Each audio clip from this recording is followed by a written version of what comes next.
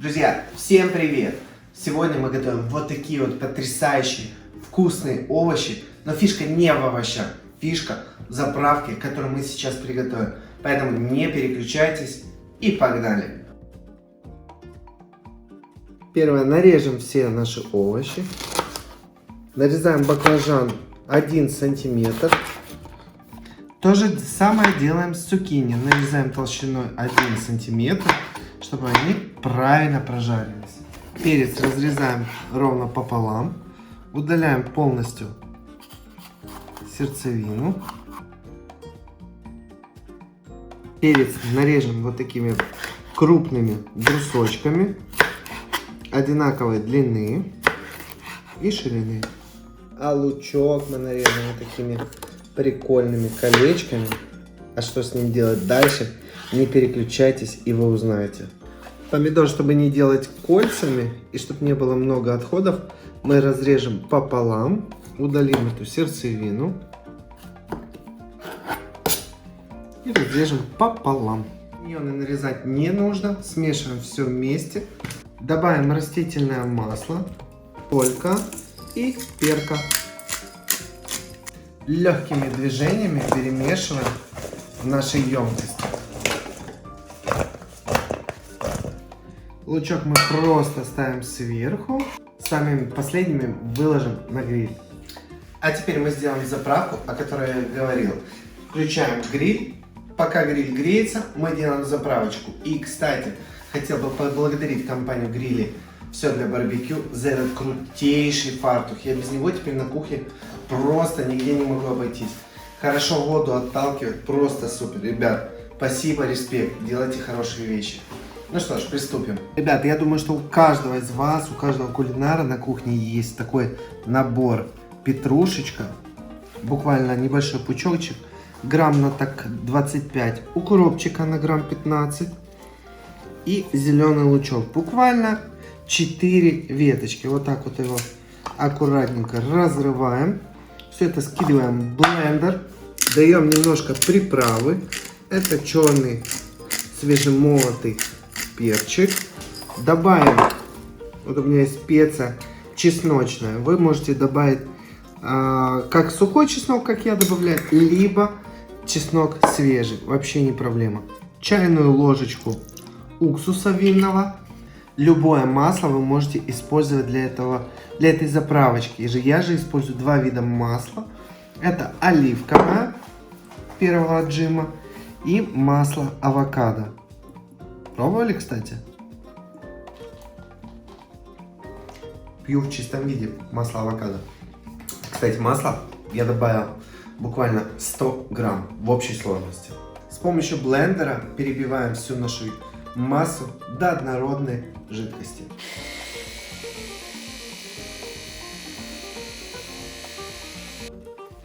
Консистенция должна быть однородной, густой и в то же время жидкой.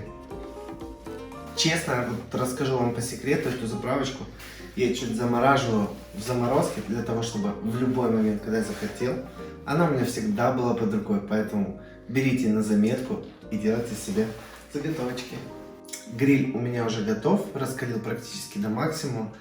И сейчас приступлю к самому прекрасному. Как видите, стол уже чистый. Мы будем только жарить и сразу подавать.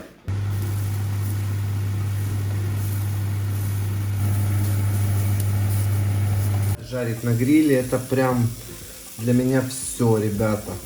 Это моя стихия. Расставляем вот так вот в конце помидорчики уже, где есть место. И в самую последнюю очередь я закидываю сюда в маринад лучок. Мне говорят уже, что гриль нагрет до максимума. Классный гриль, на самом деле, очень его обожаю. Одно удовольствие ним работать.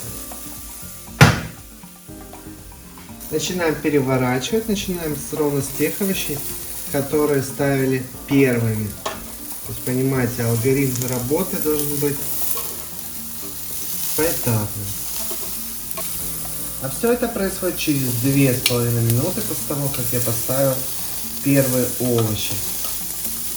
Лук ставим ближе к себе. Почему? Потому что его надо аккуратненько щипцами захватить, для того, чтобы он полностью не раскрылся. Вот, обратите внимание на середину, как она остается прямо внизу. А нужно захватить так прям до серединки и перевернуть. Тогда у вас будет удобство и простота в работе. То есть, если бы оно здесь было, вы бы стояли вот так вот, руку бы жарило. А это, кстати, очень неприятно. Еще через несколько минут я проверяю и вижу, что томаты мои уже практически готовы. Не практически, они готовы. Именно в том состоянии, которое надо. Обратите внимание, что с этой части я ни в коем случае не жарю. Объясню почему. Потому что если вы положите на бок, вот это все будет вытекать. И в итоге сердцевины у вас не будет. Понимаете, да? Обжарим только вот эту вот нижнюю плотную часть.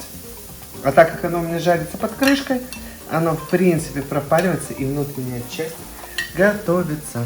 Второй на вылет с гриля — это баклажан. Он готовится тоже достаточно быстро.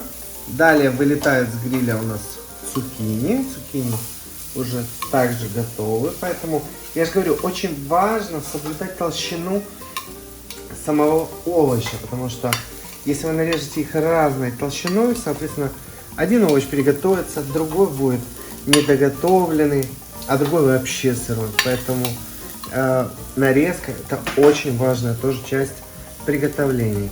Есть перец толстокожий, вот такой. Я специально взял 2, для того, чтобы вам показать. Он готовится дольше, поэтому мы его еще раз переворачиваем. А вот этот перчик, который маленький, он уже готов. Поэтому, когда вы покупаете овощи, вы должны понимать примерно, какой овощ сколько будет готовиться. Поэтому я сразу все сделал за вас. Этот перчик тоненький приготовился вместе с остальными овощами, а мясистый перчик и еще пожарится. Через буквально еще 30 секунд снимаем лук. Снимаем последний перчик, который самый мясистый. После того, как разложили красивенько овощи, еще раз размешиваем заправочку и поливаем наши овощи. Посмотрите, какие яркие цвета, красивая цветовая гамма. Супер! Друзья, а сейчас хочу поблагодарить вас за то, что смотрели это видео до конца и попробовать эти овощи.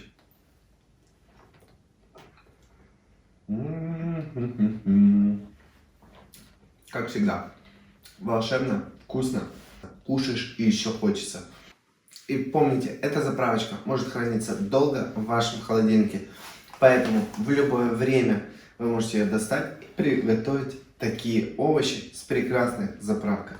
А на этой прекрасной ноте я хочу с вами попрощаться, пожелать вам добра, здоровья, хорошего настроения. И помните, вы у меня самые лучшие. Всем пока!